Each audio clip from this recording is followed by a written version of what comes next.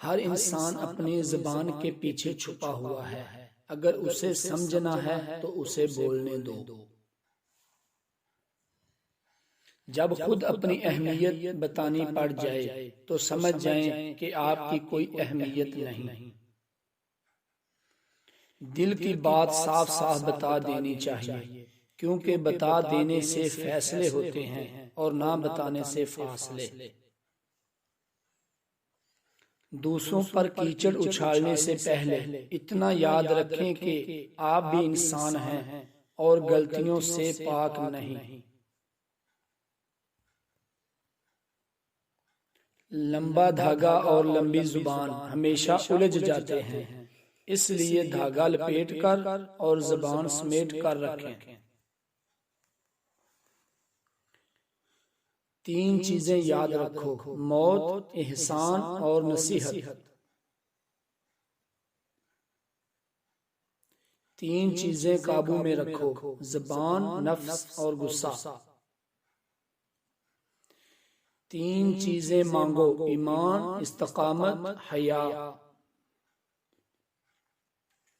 कामयाब तो वो होता है जो गम में मुस्कुराना और दौलत के बगैर खुश रहना सीख लेता है।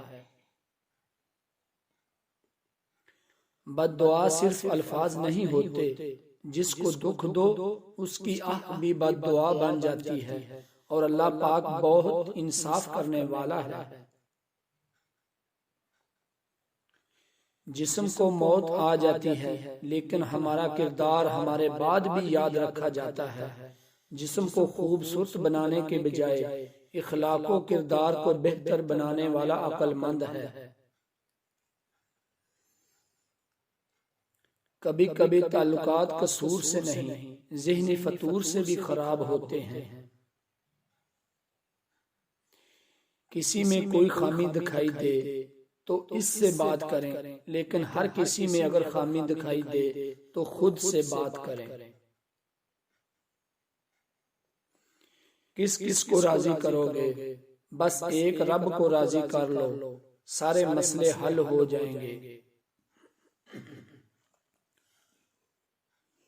इंसान का माजी चाहे कितने ही गुनाहों से भरा हुआ हो, उसका मुस्तकबिल अभी बिल्कुल पाक है, और अल्लाह पाक तौबा को पसंद करता है।